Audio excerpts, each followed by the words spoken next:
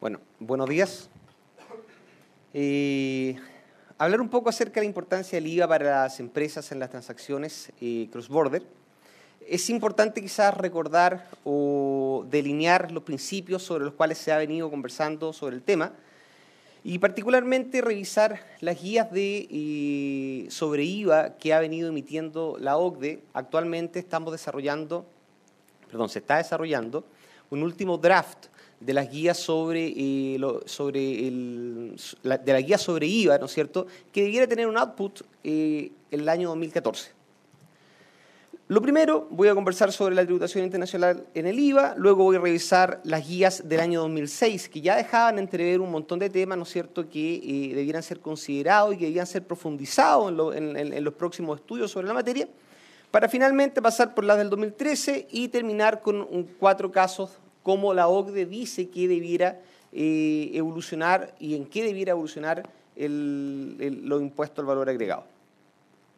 Primero, en un contexto de la fiscalidad internacional, y debemos entender esta como un conjunto de principios y normas que regulan el funcionamiento de los diferentes sistemas y las relaciones económicas internacionales, lo que está detrás de esto es la alta movilidad del capital, las economías globalizadas, conceptos que ya venimos escuchando hace bastante tiempo, la existencia de organismos de integración como la Unión Europea y equilibrio en la armonización.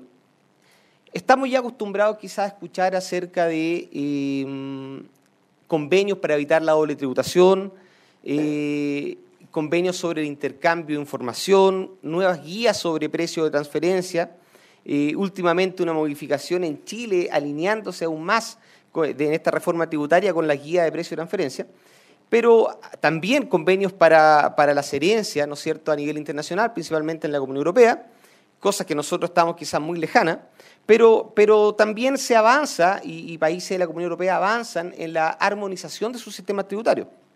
Por tanto, el IVA para nosotros es fundamental en la medida que formamos parte de la OCDE y que luego comenzamos cada vez más a tener mayor desarrollo y estar más cerca de lo que es el concepto de globalización. Dentro de los principios de asignación impositiva que se debiera tener presente en el ámbito internacional, debemos tener presente que un Estado puede aplicar los impuestos que considere, ¿no es cierto? Pero para que estos sean efectivos, naturalmente deben haber principios de conexión. Y estos principios de conexión varían dependiendo si nos encontramos frente a la tributación directa o la tributación indirecta. Si nos encontramos frente a la tributación directa, ya puede ser común o conocido hablar, ¿no es cierto?, de la residencia, que voy a tributar por las rentas que haya recibido, ¿no es cierto?, sin importar la fuente de esta, teniendo como principio económico básico detrás de esto, principio económico de la lealtad tributaria, del mejor análisis para la capacidad de pago, entre otros para los países para evitar la evasión, la fuente naturalmente, siendo preferida por los países importadores de capital, y ya conocemos otro principio acerca de los impuestos directos, yo me voy a referir a los impuestos indirectos, pero para hacer el comparativo, del principio de la ciudadanía que aplica a Estados Unidos y que de una u otra forma se traduce en un tema que está en boga, que es la famosa ley que se traduce en FATCA, ¿no es cierto?, que ustedes ya podrán haber escuchado ella. En relación a la tributación indirecta, existen dos principios. Uno es el principio de tributación en país de destino, es decir, porque claro, frente al comercio internacional, la pregunta es dónde se debiera tributar. Y efectivamente, la OCDE, de acuerdo a todos los estudios, y en frente al principio de tributación en país de destino o en el país de origen, se ha inclinado porque se tribute en el país de consumo, que es un concepto bastante amplio y pudiera ser considerado incluso ambiguo. Ahora, ya las guías sobre IVA del año 2006 un poco comentaban y hacían mención y profundizaban cómo debe entenderse el concepto de principio de destino o destination principle, como vamos a ver en unos minutos. Al hacer el análisis del IVA, al año 1960, había menos de 10 países en el mundo que tenían incorporado un sistema de IVA propiamente tal. Nosotros en Chile cabe recordar que recién en el año 1974 incorporamos el IVA como conocemos hoy en día, y antes de eso había un impuesto a las ventas y a los servicios en términos más precisos, ¿no es cierto?, y de una base menos amplia que la que se conoce como el impuesto al valor agregado hoy en día. Ya el año 2006 habían cerca de 136 países en el mundo que habían implementado lo que hoy conocemos como IVA. Y una nota importante, en promedio el año 2006, el IVA representaba cerca del 20% de los ingresos tributarios de los países. Eso como un concepto general, porque luego ha ido evolucionando y tiene una diferencia en los países europeos y en los países sudamericanos o latinoamericanos. Principalmente atributos del impuesto, es un impuesto neutral. Es un impuesto que grava al consumidor final, por lo tanto es neutro en relación con el negocio. No debiera afectar la actividad empresarial. Digo, no debiera afectar la actividad empresarial, porque debiera entenderse que ese débito fiscal efectivamente no le corresponde a la empresa tomarlo como capital de trabajo y que simplemente es una cuenta por pagar. Lo cierto es que en el desarrollo del negocio del día a día eso se altera un poco, ¿no es cierto? Es un impuesto neutral en su naturaleza, por definición, y es transparente porque permite ir viendo en cada parte del proceso cuánto ha sido la recaudación que cada uno se hace parte de acuerdo al valor agregado que se esté infundiendo al proceso. Entonces, en este contexto también, y es porque es importante en Chile, y el IVA quizás tiene mucho más que ese 20% de los ingresos tributarios, es porque permite un mayor control en la fiscalización. Claramente en Chile llega cerca del 50%. Por tanto, el Servicio de Impuestos Internos, que en todo momento planea, ¿no es cierto?, y propone normas para evitar para profundizar en los ingresos fiscales, naturalmente el IVA lo mira con muy buenos ojos, porque con pocos esfuerzos de fiscalización activa, tiene ingresos frescos todos los años, a diferencia de lo que es renta, que se estudia subir las tasas y todos estamos atentos, ¿no es cierto?, a lo que significó la reforma tributaria y a lo que pueda significar una nueva. Pero lo cierto es que el IVA representa recursos frescos con un menor costo de fiscalización.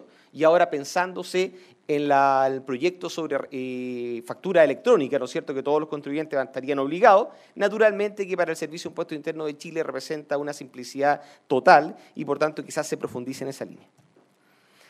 Ya el Comité de Asuntos Fiscales de la OCDE, el año 1990, planteaba importantes dificultades.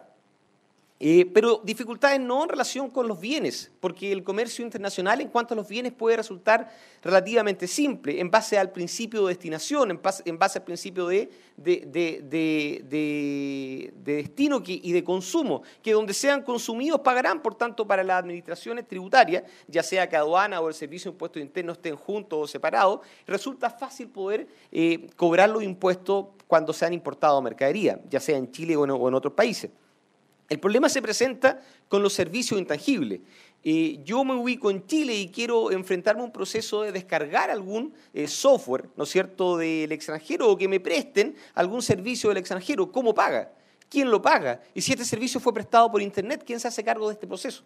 Entonces, la OCDE propone en sus guías un poco cómo enfrentar esta problemática. Y los problemas que se presentan son, en términos simples, problemas de doble tributación y doble no tributación. Algunas distorsiones favorecen importaciones versus producción local. Claramente, si yo las importaciones no las estoy grabando, naturalmente, si no grabo las importaciones, debiera resultar más cómodo importar que adquirir un servicio o contratar un servicio en Chile. Y efectivamente, Chile no está ajeno a este problema. Ustedes ya en la reforma se deben haber dado cuenta o habrán escuchado que se modificó muy poco el IVA. En algo se modificó, que es el artículo 12, letra E, número 7, que lo voy a revisar en unos minutos, y que naturalmente está enfrentando en parte este proceso en el cual Chile no contribuye con el tema de la tributación internacional, por cuanto deja partidas sin la tributación correspondiente bajo el concepto de Destination Principle. Dificultad para cumplir requerimientos administrativos, lo mismo genera una falta de certeza jurídica sobre la materia. Actualmente nos encontramos esperando por parte de la Administración Tributaria ciertos pronunciamientos acerca de esto y falta de acuerdo internacional. Naturalmente en renta ya tenemos como país miembro OCDE muchos acuerdos y se espera que continuemos con más acuerdos para completar con los 34 países OCDE. Y al mismo tiempo poder ahondar en convenios de intercambio de información. Está bien, el convenio OCDE contempla cláusulas para el intercambio de información, pero es cierto que se requieren convenios sobre intercambio de información específico. Y el principio de destino, aun cuando se defina como tal, que en otras palabras es gravar en jurisdicción de consumo a través de una tasa 0% en la exportación o exención en el caso chileno, este principio, como decía anteriormente, permite la neutralidad en el comercio internacional presentaría problemas, puede presentar problemas por cuanto podemos tener diferencias acerca de cómo se determina la jurisdicción de consumo. Y eso es un elemento importante porque está bien, definiendo primero, destination principle será el principio a aplicar, pero luego, ¿cuál es la jurisdicción? Y ahí en el comercio internacional se presentan algunos problemas. Entonces, los principios esperados de la OCDE del año 2006 es que las transacciones sean grabadas solo una vez. Es bastante simple.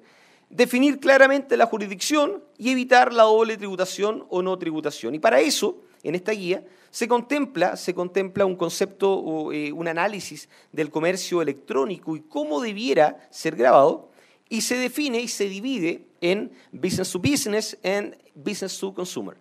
Cuando yo le vendo a otra empresa, naturalmente el concepto va a resultar más fácil porque yo me debiera ir al lugar de presencia empresarial y de una u otra forma a la empresa que le estoy vendiendo se debiera hacer cargo de la tributación a través de un reverse charge o, en otras palabras, un cambio de sujeto como lo conocemos en Chile. Si yo te vendo a ti un servicio, será importante que tú te registres, que ya estás registrado, ¿no es cierto?, para este concepto, y de esta manera se puedas enterar o retener los impuestos que están asociados. Para una empresa vendiéndole a un consumidor final es un poco más complejo por su identificación, por las etapas en que esto se puede ver envuelto, y por tanto, no obstante, se promueve por parte de la OCDE el lugar de residencia habitual de esta persona. Es algo que aún en las guías del año 2013 están siendo analizadas, discutidas, y se espera que el 2014 se pueda tener un approach por parte de la OCDE al respecto. Y los mecanismos utilizados de recolección, ya comentaba en parte, registro, cambio de sujeto y recolección por la autoridad tributaria. Como les comentaba, las recomendaciones para las transacciones business to business, la OCDE propone cambio de sujeto, porque reduce riesgos fiscales, permite exigencia de cumplimiento tributario y la carga administrativa para el vendedor es la mínima, lo que se espera, ¿no es cierto?, con estas normativas internacionales de promover el comercio entre fronteras. Y en relación a las transacciones business to consumer, es una de las áreas que presenta un mayor desafío y sobre el cual les comentaba, no se va a tener un approach quizás hasta el año 2014, pero la OCDE manifiesta que a priori pudiera recomendar el mecanismo de registro, que aquella empresa que está vendiendo un software por el cual se va a descargar sin siquiera haber venido a Chile para poder establecer una transacción, debiera estar registrado en Chile para pagar ese impuesto. No le vamos a pedir a la persona natural que se encargue de pagar el IVA por cuenta, ¿no es cierto?, de este software que bajó algún libro si se encontrará afecto. Luego Alberto Cueva va a profundizar sobre la materia del IVA en la tributación internacional, pero desde una perspectiva ya más chilena. ¿Cuáles son los avances al año 2013? Al año 2013 ya hay más de 150 países en el mundo que han incorporado el IVA, incluyendo 33 de los 34 países de la OCDE. Naturalmente Estados Unidos es la excepción, aunque posee impuestos tipo consumo, se parece y están constantemente evaluando de si debieran implementar una especie de IVA. No obstante, ellos tienen un impuesto a las ventas y servicios que fluctúa en promedio del 8,6%, pero no es un IVA propiamente tal en su definición. Y una nota importante, así como hacía mención a los ingresos que obtienen los fiscos, ¿no es cierto?, por el concepto de IVA en el año 2006, ya el año 2013 el promedio representa el 31% de los ingresos tributarios de los países OCDE y un 20% del resto de los países. En Chile, al año 2011, cifras oficiales, representaba cerca de un 45% de los ingresos fiscales. En Latinoamérica es un poco más alto y son 2/3 en comparación a renta. En países desarrollados es a la inversa, ¿ya?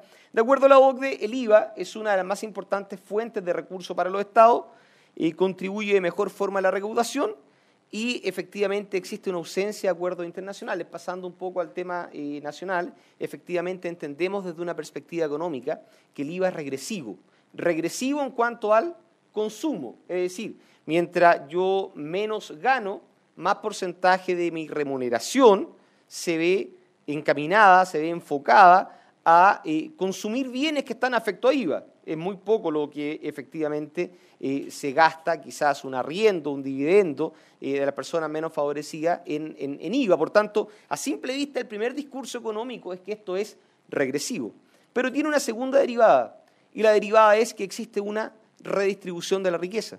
Y el IVA se entiende que es progresivo en cuanto a la redistribución de la riqueza, porque lo que se recauda de IVA se va a distribuir entre las personas que tienen menos recursos. Por tanto, si bien en términos porcentuales en el consumo soy regresivo, pero en la redistribución al final es progresivo. Por tanto, que ya no se cuestiona tanto luego de estos análisis que el IVA chileno sea uno de los 3 más altos de la zona. Efectivamente, si bien se discute mucho que renta es bajo y que quizás pudiera aumentar, siempre se ha hablado de que el IVA chileno es un IVA alto y quizás está bien como está. Hace poco tiempo leía a propósito de la reforma tributaria que pudiera venir en camino, conceptos como que de un economista que está participando de estos grupos de desarrollo de propuestas, que el IVA quizás pudiera bajar a un 6% y que la renta pudiera subir un 25%. Lo cierto es que para la autoridad tributaria, estoy absolutamente convencido, va a hacer todo lo posible para que esto no ocurra. Por tanto, el IVA se recauda muy fácilmente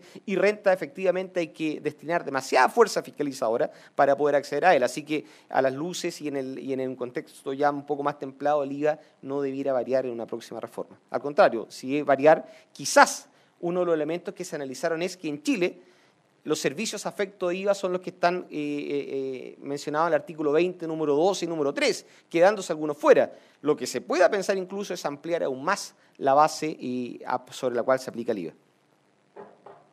Y ya estoy terminando. De acuerdo al Comité de Asuntos Fiscales, se presenta en este borrador la idea es otorgar certeza, solucionar problemas, pero de las consideraciones relevantes es que las guías no son obligatorias ni intentan imponer un modo de legislar, eso es lo primero, pero sí intentan servir como base para diagramar leyes y procedimientos administrativos.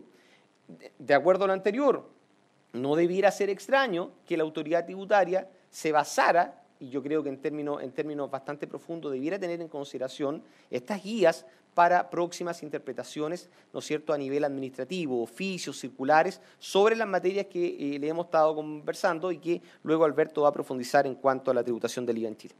Como principales conceptos y highlights sobre el IVA internacional, ya conocemos, ¿no es cierto?, que el IVA es un impuesto de base amplia, que es un proceso multifásico, ¿no es cierto?, que va en las diferentes fases del proceso económico y productivo, agregándole valor y de esta forma enterando el impuesto por ese valor agregado, que tiene los conceptos naturales que ya Adam Smith en el año 1700 en su libro Riqueza de las Naciones establecía acerca de la neutralidad, eficiencia, certeza, simplicidad, que uno puede decir que efectivamente eso ocurre en el sistema tributario chileno.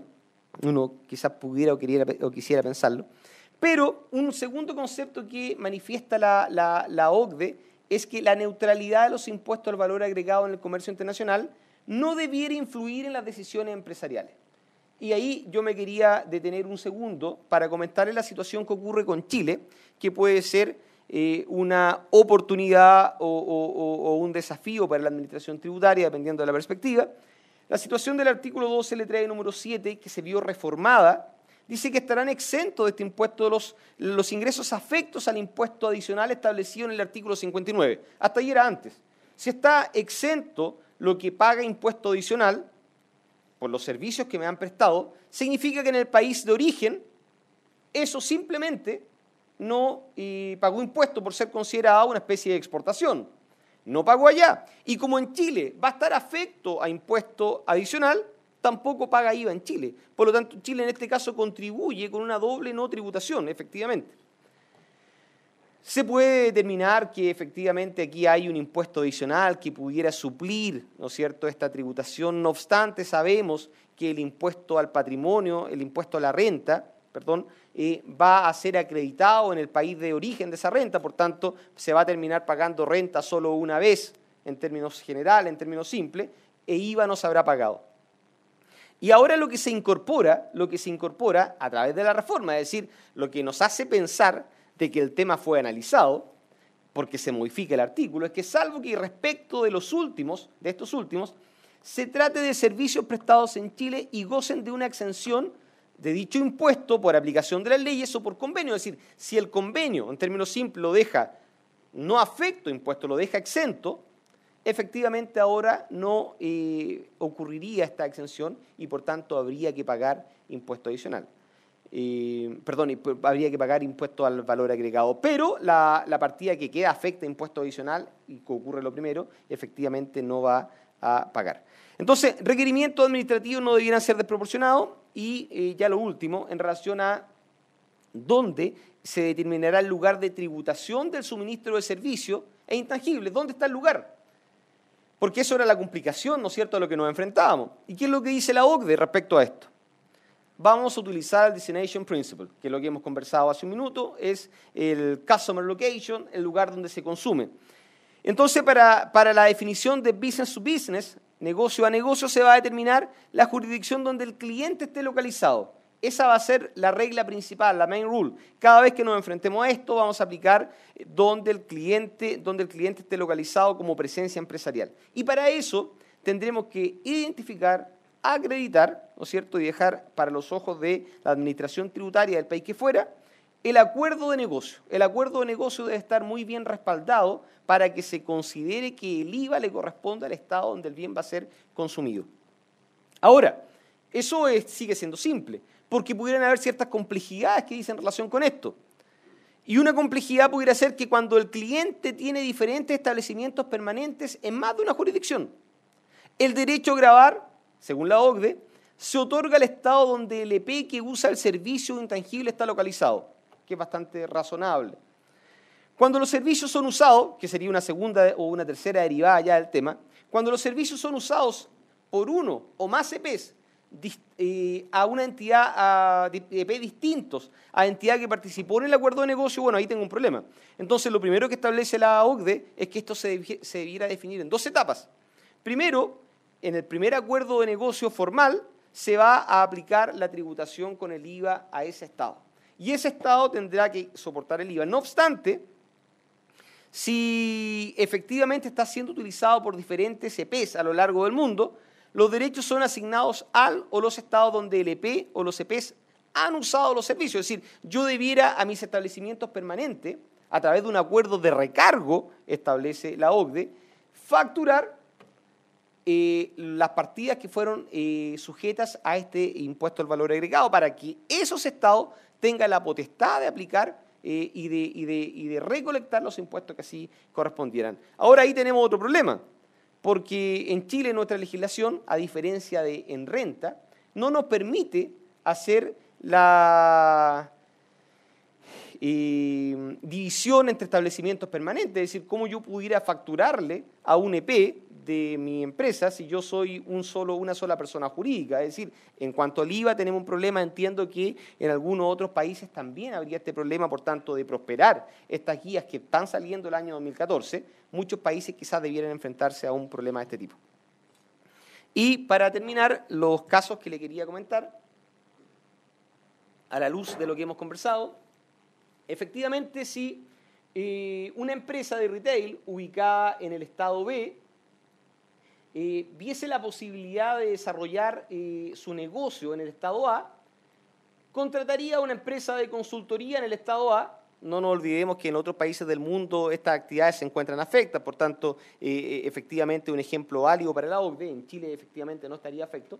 Cuando esta empresa retail le entrega a la empresa A, ¿no es cierto?, a través de un acuerdo de negocio, el mandato para que realice un estudio para instalarse en la empresa A, efectivamente la empresa A actúa como proveedor del servicio y la empresa B actúa como consumidor del servicio. Por tanto, los derechos de gravamen, los derechos para afectarlo con impuestos se encuentran en el estado B y de esta forma aplicamos la main rule de manera bastante natural. Si esto lo ponemos un poco más complicado, simplemente pensando ahora que la empresa A visualiza que hay muchas empresas del estado B o hay alguna empresa del estado B que le gustaría instalarse en el estado A, entonces le presta un servicio al estado B, la OCDE dice que cada servicio, aun cuando puedan tener alguna relación, debe entenderse de manera independiente. Por tanto, en este segundo servicio, si bien en el primer servicio, que es exactamente lo mismo que en el primer ejemplo, la empresa A actúa como proveedor y la empresa Retail B como consumidor, en el servicio número 2, la empresa de marketing, ¿no es cierto?, que estará viendo este proceso, va a actuar como proveedor del servicio a la empresa A y esta actúa como consumidor. Por tanto, por cada uno de los servicios, cada estado tendrá el derecho a gravar. Un tercer caso, son 4, Un tercer caso, efectivamente, que pudiera ser un poco más complicado por la cantidad de empresas que uno ve ahí, pero en realidad en el fondo es bastante simple como los otros, son dos grupos empresariales, un grupo empresarial BAC y un grupo empresarial TI, TIP porque TI Parent, del grupo A, ¿no es cierto? O sea, TI del Estado A. Efectivamente tiene este grupo empresarial una empresa de compras centrales, la que intenta, ¿no es cierto?, ahorrar costo en los procesos de compra, centraliza todo en ella para poder efectuar las compras y abaratar costos. De esta manera le pide a la empresa, al grupo A, que pueda desarrollar un proceso de auditoría, de análisis, ¿no es cierto?, de las subsidiarias de la empresa A en el estado C y en el estado B. Efectivamente llegan a un acuerdo de negocio, a un acuerdo de compra centralizada, en el cual se produce el primer servicio.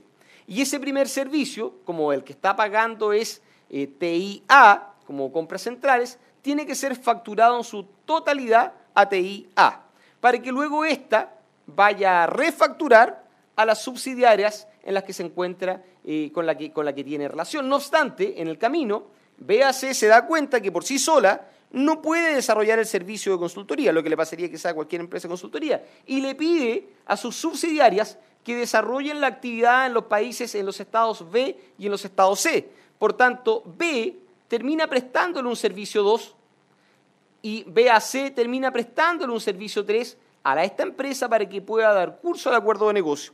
En este caso, el consumidor del servicio es BAC. Él encargó el servicio por el servicio número 3 y por el servicio número 2. Por tanto, luego de haber sido parte de este primer servicio, en el cual fue totalmente facturado con IVA, existe un servicio 4 donde Compras Centrales empieza a facturar a aquellos con los que está y por los cuales ha encargado el servicio, ¿no es cierto?, que fue parte del acuerdo. Y de esta forma, como el servicio se encuentra en el propio Estado A, no hay más que decir que el propio Estado A continúa con el derecho a gravar, por tanto, hay un juego entre débitos fiscales y créditos fiscales. No obstante, TIA, de Compras Centrales, tiene que cobrar a sus subsidiarias C y B por los servicios que ha contratado. Y en la facturación que se va a establecer, efectivamente el Estado C y el Estado B, en los servicios 6 y 5, mantienen el derecho a gravar por cuanto en ellos se tuvo el consumo de este concepto de asesoría, que es el use and enjoyment, efectivamente por parte de la subsidiaria B y C. Y el último caso, que pudiera parecer más complejo, que por eso le puse número,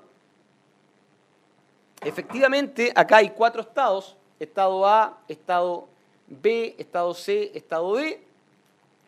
Existe una empresa S que es un proveedor de servicio de payroll, que puede ser bastante común, ¿no es cierto?, en la empresa en la que ustedes trabajan, etcétera, lo podrán haber visto con casos similares. En este caso, la empresa E, que es el Head Office, va a contratar, mediante un acuerdo de negocio, que se provea el servicio de payroll para sus subsidiarias y para sus establecimientos permanentes. Hay otra dificultad porque son entidades, ¿no es cierto?, distintas con la subsidiaria, pero en realidad es la misma persona con los establecimientos permanentes, con el Head Office. Entonces, como el Estado A factura al Estado D, efectivamente hay un servicio de exportación, por tanto, en el acuerdo de este contrato se emite una factura sin IVA y naturalmente se produce el pago de acuerdo a este acuerdo de negocio. Pero acá la empresa E debiera determinar de acuerdo a los porcentajes, y eso es otra cosa que habla la OCDE. Cada una tributará de acuerdo a los porcentajes que vaya a consumir el servicio, y para eso propone, es bastante extenso la guía sobre IVA, propone efectivamente parámetros como los metros cuadrados de la oficina, el número de personal o algunos otros que se propongan siempre para objeto de proporcionalidad. Entonces, la empresa E, supongamos, va a tributar con un 50%, la empresa E debe hacer el cambio de sujeto y enterar en arcas fiscales el 50%, todo acompañado de un legajo del acuerdo de negocios que está teniendo con empresa S y también con sus subsidiarias y establecimientos permanentes. Entonces, en este caso, entera en arcas fiscales ese 50% de IVA que le correspondía y empieza a facturar a su subsidiaria subsidiaria de empresa E, que está ubicada en el estado C, lo que le corresponde, supongamos un 20%, por lo tanto, la empresa E tiene que pagar el IVA que ahí está y tiene que retenerlo. Por otro lado, y finalizando, efectivamente se produce un hecho para nosotros relevante, porque nuestra legislación no lo tiene contemplado, que al establecimiento permanente se establece mediante un acuerdo de recargo, y de esta forma la OCDE propone que la empresa Eje Head Office le facture al establecimiento permanente para que luego éste, en el estado en que se encuentre, entere ese IVA, y con eso da fin al proceso, ¿no es cierto? Y a la larga se cumple con el equilibrio de que cada una haya pagado IVA en el lugar en que fue prestado, ¿ya? Por mi parte, considero que es una buena introducción a lo que es la normativa de la OCDE en lo que se refiere a IVA internacional, y entiendo que ahora es necesario aterrizar esto a Chile para enfrentarse a algunas situaciones que pudieran ser de utilidad. Muchas gracias.